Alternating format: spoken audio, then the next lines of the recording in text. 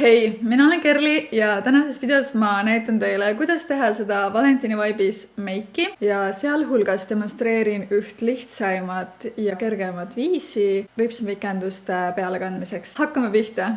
Ma alustasin kogemata niimoodi, et ma ei salvestanud heli, nii et ma räägin, mida ma tegin. Ma kandsin laugudele silmameigi aluskreemi. See on oluline selle jaoks, et laovärvid paremini kinni jääksid, seal paremini püsiksid ja pigmendid ilusasti esile tuleksid. Ma alustasin välisnurga ja silmavaaga ning kandsin sinna sellist helepruunikat tooni.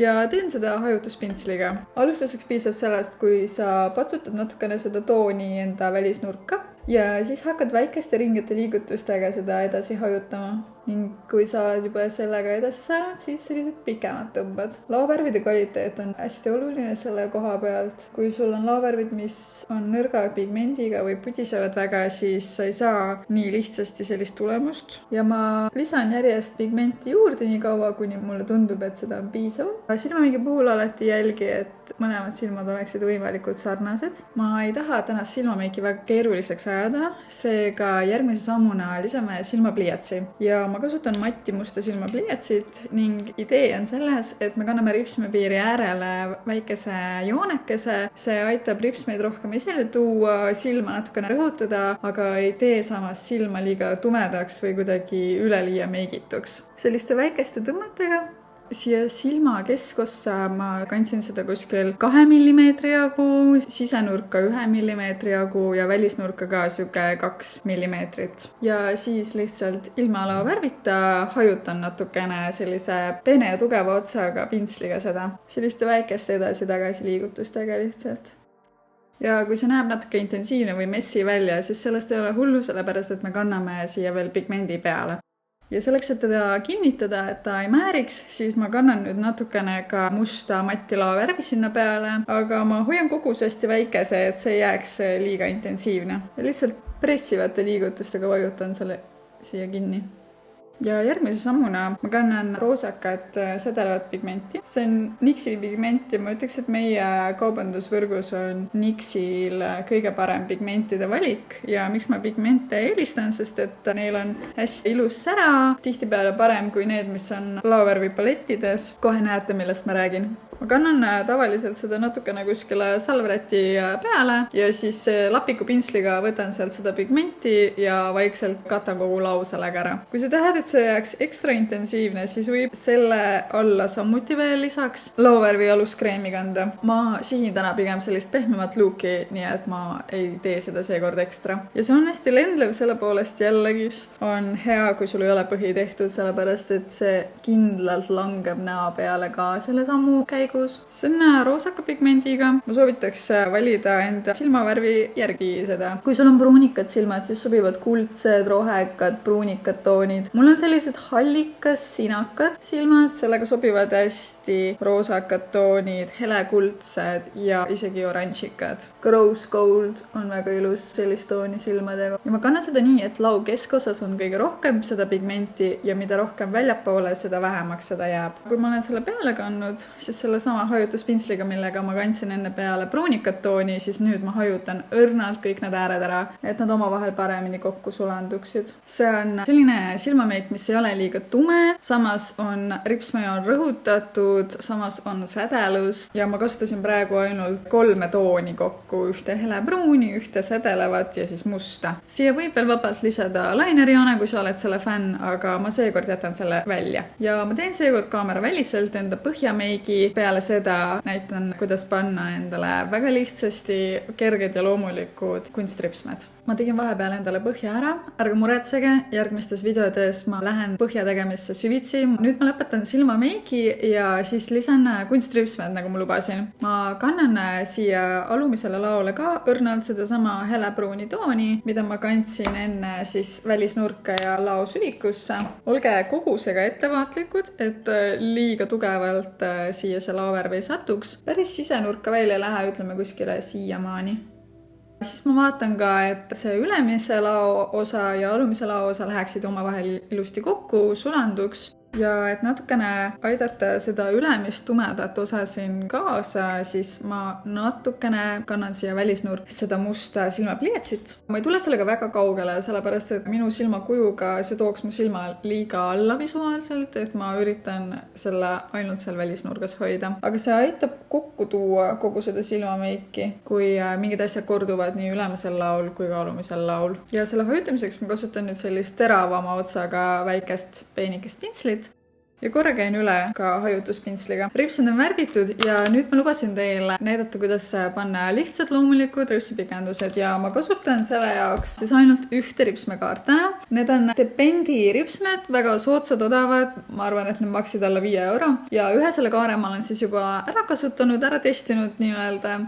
Ja mida ma teen siis on, ma lõikan selle ripsmekaare pooleks ja kasutan mõlemad otsad siis ära erinevate silmade peal ning see on võimalik siis, kui need ripsipikendused on siis mõlemast otsast lühenevad. Ühest otsast on natuke üks koht seal veel pikem, ma lõikan selle ära ja siis ma lõikan need täpselt keskelt pooleks. Ja mis mulle nende juures veel meeldib, mis teeb nad mugavaks ja lihtsasti paigaldatavaks, on see, et neil ei ole siis väga tugev serv, et see on sellisest läbipaistvast plastikust ja kui te tahate, et ripsipikendused oleks vähem märgatavad, siis ma soovitan valida just kasutan selliseid pisikesi käärikesi ja nüüd ongi mul 2 väikest sellist kaarekest ja ma kasutan sellist ailuuri liimi, aga sa võid kasutada ükskõik millist ripsmeribade jaoks mõeldud liimi. Ma eelistan ripsmeliime, mis jäävad pigem läbipaistvad ja liimi peale kandmisel on oluline nipp see, et ära pane liiga palju liimi. Nii nad jäävadki ujuma lao peale ja neid on raskem kinnitada. Ja nüüd, kui mul on liim peale kantud, siis see osa, mis on pikem, jääb siis välisnurka, see osa, mis on lühem, jääb sisenurka ja see ei tule loomulikult terve ripsmeriba pikkusesse, jääbki välisnurka, mis teebki ta rohkem loomulikumaks ja kergemaks. Natukene läks ma praegu kaugele. Kui liim on veel pehme, siis võib seda korra veel liigutada vabalt. Ma vajutan alati pintsettidega ka oma ripsmed ja siis ripsmepikenduste riba kokku.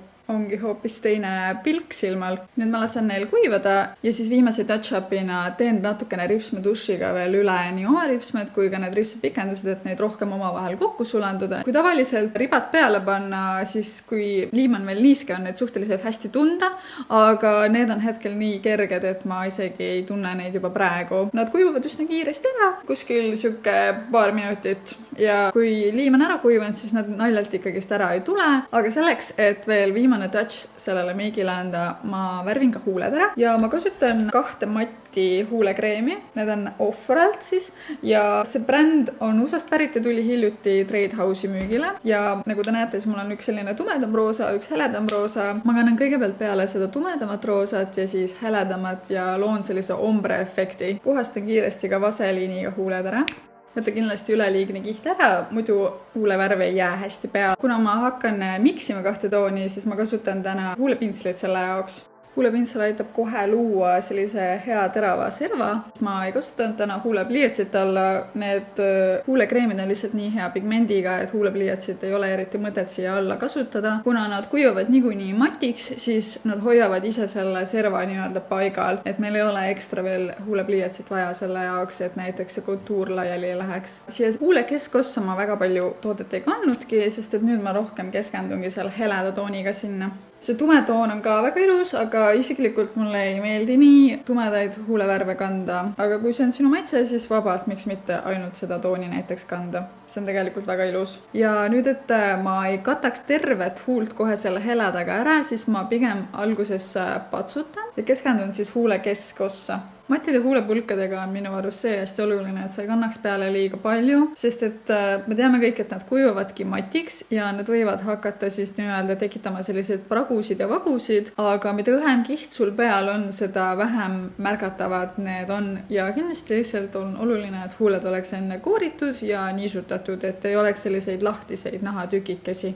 Ja kui sa peaksid näiteks minema valentinipäeva teidile, siis kindlasti kontrolli, et su hambad ei oleks huulemeigiga koos. Minul näiteks juhtub see väga kergesti millegipärast, nii et ma pean alati puhastama oma hambad siis sellest ära ja ma kasutan siis ka sellist salverätiku hammustamise nippi, et siit seest poolt see liigne toode ära saada. see on päris piinlik, kui sa peaksid minema näiteks kohtingule ja naeratama niimoodi, et su hambad on huulepulgaga koos ja siis su kaaslane peab ütlema sulle, kuule, sul vist midagi on seal hammaste peal. Aga siis viimased tõmbed ripsmedušiga, nagu ma enne rääkisin. Ja ma loodan, et te saite siit midagi huvitavat teada. Mina lähen selle meigiga nüüd näiteks tööle, eks ole näha, kuidas mu kliendid mind vaatavad täna. Õrn kiht siis alumistele ripsmetele ka, kuna need ripsipikendused teevad ikkagist selle ripsmejoone üsna märgatavaks nii-öelda, siis minu arust on selline ilus ja siduv ka alumised ripsmed õrnalt värvida, aga ongi valmis. Ma ütleks, et see meik ei ole siuke too much, aga see ikkagi sobib hästi välja minekuks.